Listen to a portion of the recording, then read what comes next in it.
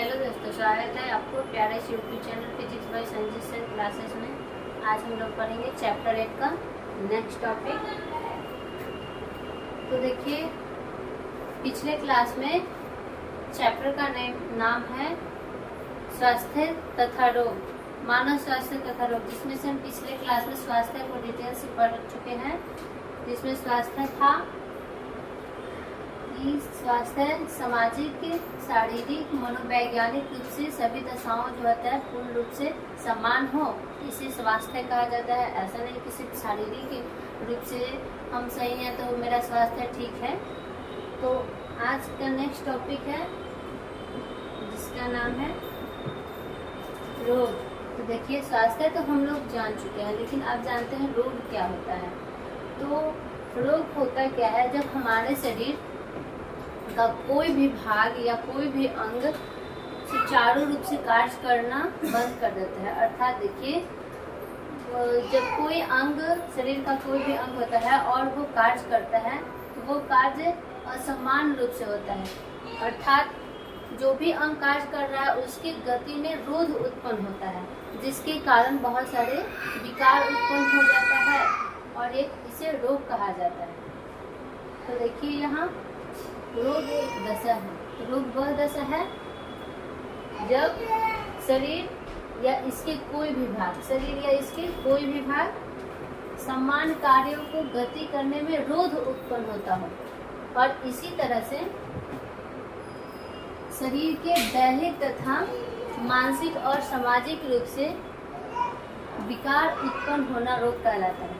तो देखिए, यहाँ रोग का परिभाषा देखा जाए तो होगा कि शरीर के दैहिक तथा मानसिक और सामाजिक रूप से जो भी विकार उत्पन्न होता है उसे रोग कहा जाता है। जबकि स्वास्थ्य क्या था कि शरीर में दैहिक तथा मानसिक और सामाजिक रूप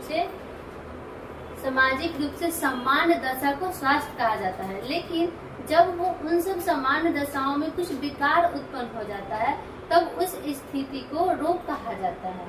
तो यहाँ देखिए रोग। अब आइए जानते हैं रोगजनक क्या होता है। तो देखिए, रोगजनक क्या है।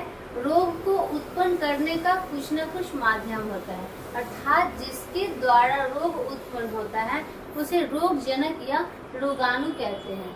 तो देखिए, अनेक रोग जैसे जीवाणु, वायरस, कवक, प्रोटोजोन्स, इन सबों के द्वारा रोग उत्पन्न हो जाता है।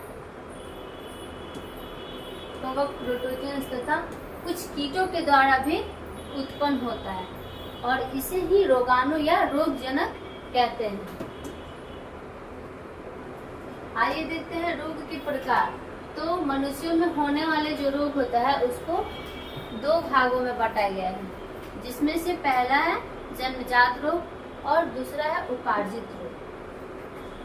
तो देखिए, एक है जन्मजात रोग और दूसरा है उपार्जित रोग। अब आइए देखते हैं जन्मजात रोग क्या होता है। तो जन्मजात रोग इस प्रकार का रोग होता है जो मनुष्यों में जन्म के साथ ही उत्पन्न होता है। उस रोग को जन्मजात रोग कहा जाता है।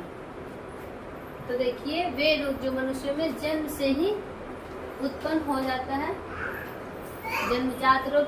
और ये जो होता है जन्मजात रोग, वो पीढ़ी दर पीढ़ी वंशगत होते रहते हैं। अर्थात ये एक जनक के द्वारा संतति में भी उत्पन्न होते रहता है। नेक्स्ट है, जैसे देखिए आप यहाँ हीमोफीलिया, मधुमेह, रंजकहीनता, वर्णांधता, थैलेसीमिया तथा अरक्तता, ये सब जितने भी बीमारी है ये जन्मजात है। और ये सब बीमारी जो होता है जन्म के साथ ही उत्पन्न होता है और ये वंशागत भी होता है। अर्थात पीढ़ी दर पीढ़ी, एक पीढ़ी से अगले पीढ़ी में ये रोग उत्पन्न होता है। आइए नेक्स्ट है उपार्जित रोग। तो उपार्जित रोग क्या होता है। तो ये इस प्रकार का रोग होता है जो जन्म के साथ उत्पन्न नहीं होता है, बल्कि जन्म के बाद किसी कारणवश ये शरीर में प्रदर्शित हो जाता है। तो देखिए ये जन्म के बाद होने वाला रोग है, किसी भी कारणवश उत्पन्न हो जाता है और इसे उपार्जित रोग कहा जाता है। अब इसको दो प्रकार होता है। तो देखिए जो उपार्जित रोग होता है उसको दो भागों में बांटा गया है। उसमें से पहला संक्रामक रोग, दूसरा असंक्रामक रोग। तो अब हम लोग पढ़ते हैं नेक्स्ट संक्रामक रोग कैसा होता है और असंक्रामक रोग कैसा है। आइए देखते हैं संक्रामक रोग क्या है। तो संक्रामक रोग इस प्रकार का रोग होता है जो किसी संक्रमित व्यक्ति के द्वारा प्रत्यक्ष या परोक्ष रूप से स्वास्थ्य व्यक्तियों में प्रवेश करता है। तो देखिए यहाँ क्या होता है, अर्थात जब कोई एक संक्रमित व्यक्ति है किसी भी बीमारी से, तब उन व्यक्तियों के द्वारा जो स्वास्थ्य व्यक्ति होता है उनमें भी रोग का प्रवेश हो जाता है। अर्थात एक व्यक्ति से दूसरे व्यक्ति में ये बीमारी संक्रमित होता है, इसलिए इसको संक्रामक रोग कहा जाता है।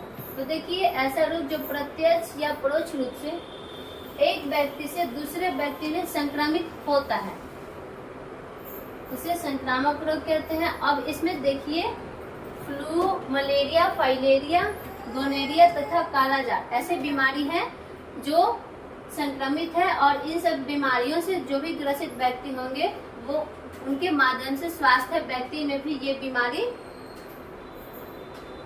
हो जाता है।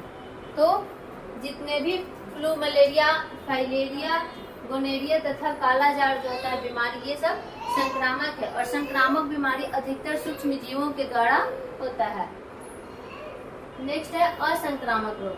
तो देखिए ये असंक्रामक रोग कैसा होता है। तो इसमें क्या होता है कि एक व्यक्ति से दूसरे व्यक्ति में ये बीमारी नहीं होता है। जो असंक्रामक रोग होता है किसी व्यक्ति में होता है तो वो जिस व्यक्ति का होता है उसी व्यक्ति में ही रहता है, अर्थात एक व्यक्ति से दूसरे व्यक्ति में ये संक्रमित नहीं होता है। तो देखिए ये प्रत्यक्ष या परोक्ष रूप से एक व्यक्ति से दूसरे व्यक्ति में संक्रमित नहीं कर सकता है, उन्हें असंक्रामक रोग कहते हैं। और इसका उदाहरण आपको देखा जाता है तो हो जाएगा उदाहरण जो भी हार्मोन के गड़बड़ी से होने वाला बीमारी होता है वो असंक्रामक बीमारी है, तथा कैंसर जैसा बीमारी हानिकारक होता है वो भी एक असंक्रामक बीमारी होता है, क्योंकि ये बीमारी जिस व्यक्तियों में होता है उसी में ही स्थिर रह जाता है, ये दूसरे व्यक्ति में नहीं होता है। तो देखिए हार्मोन से गड़बड़ी और एक एलर्जी जैसे बीमारी जो होता है वो भी एक असंक्रामक बीमारी होता है। आइए नेक्स्ट पढ़ते हैं रोगवाहक। तो रोगवाहक क्या होता है कि जितने भी रोगाणु होते हैं वो अपने एक पोषक तत्व के ग्रहण करते हैं, अर्थात वो पोषक तत्वों में स्थिर रहते हैं और उसी के माध्यम से वो जीवित रहते हैं, लेकिन वो क्या करते हैं कि रोग को उत्पन्न नहीं करते हैं। आइए रोगवाहक क्या होता है। तो प्रत्येक रोगाणु का एक पोषक होता है, जितने भी रोगाणु होते हैं उसमें से प्रत्येक रोगाणु का एक पोषक होता है और वो पोषक के माध्यम से क्या करता है, रोगाणु जो होता है समान रूप से रहते हैं, और जहाँ पे वो समान रूप से रहते हैं लेकिन उसमें रोग उत्पन्न नहीं करते हैं, अर्थात उसमें रोग उत्पन्न करने की क्षमता नहीं होती है, लेकिन वाहक के रूप में होते हैं। अब देखिए यहाँ जैसे मृदा, जल, वायु, जंतु ये सब रोग वाहक है, अर्थात इसके माध्यम से रोग होता है। अब आइए नेक्स्ट संक्रामक रोगों का संचरण। तो अब हम पढ़ेंगे संक्रामक रोगों का संचरण, जो नेक्स्ट टॉपिक है, अर्थात जो रोग होता है संक्रामक रोग वो कैसे संचरित होता है, अर्थात इसका माध्यम क्या क्या होता है जिससे कि एक व्यक्ति से दूसरे व्यक्ति में ये संचरित होता है। तो देखिए यहाँ पहला है प्रत्यक्ष संक्रमण। तो प्रत्यक्ष संक्रमण में हैं संपर्क द्वारा। तो आइए संपर्क द्वारा कैसे रोगों का संचरण होता है।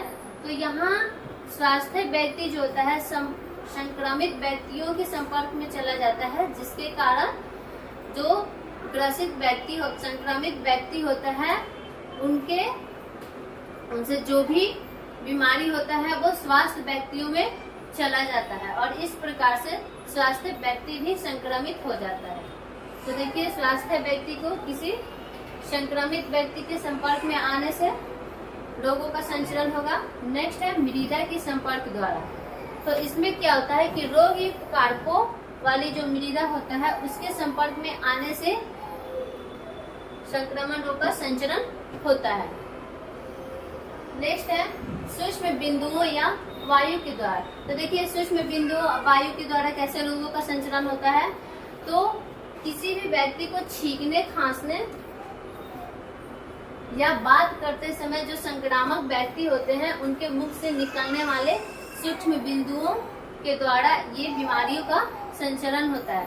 तो देखिए जब भी कोई संक्रमित व्यक्ति होता है तब वो खांसता है या छींकता है या जब भी बात करता है तो उसके मुख से निकलने वाले जो सूक्ष्म बिंदु होता है वो सब हवा के द्वारा फैलता है और वो संक्रमित व्यक्ति में तो होता ही है, लेकिन हवा के माध्यम से वो जो स्वास्थ्य व्यक्ति होते हैं उनमें प्रवेश कर जाते हैं, जिनके कारण स्वास्थ्य व्यक्ति भी संक्रमित हो जाता है।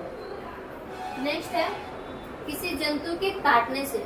आइए किसी जंतु के काटने से भी रोगों का संचरण होता है। अब यहाँ देखिए रक्तदान द्वारा।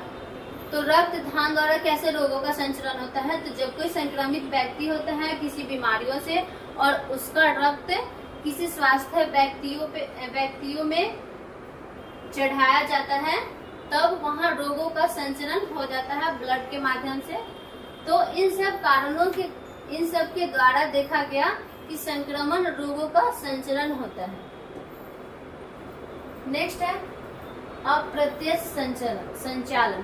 तो देखिए वो तो था प्रत्यक्ष रूप से संचरण होता था, लेकिन अब यहाँ अप्रत्यक्ष रूप से भी संचालन होता है रोगों का। तो वो कैसे होता है। तो यहाँ वाहक द्वारा होता है। तो वाहक के द्वारा होता है जिसमें से आप देख सकते हैं कि कीट या किसी अन्य जंतु के द्वारा रोगाणुओं का संचरण होता है। जो अप्रत्यक्ष रूप से होता है संचालन वो वाहकों के द्वारा होता है और इन वाहकों में देखा गया कीट या किसी अन्य जंतु के द्वारा। दूसरा है संदूषित भोजन या जल ग्रहण करने से।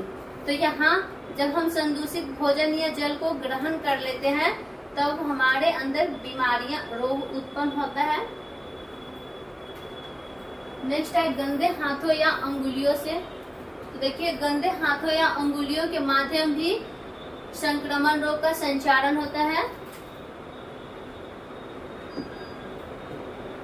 तो आज हमने रोग को पढ़े।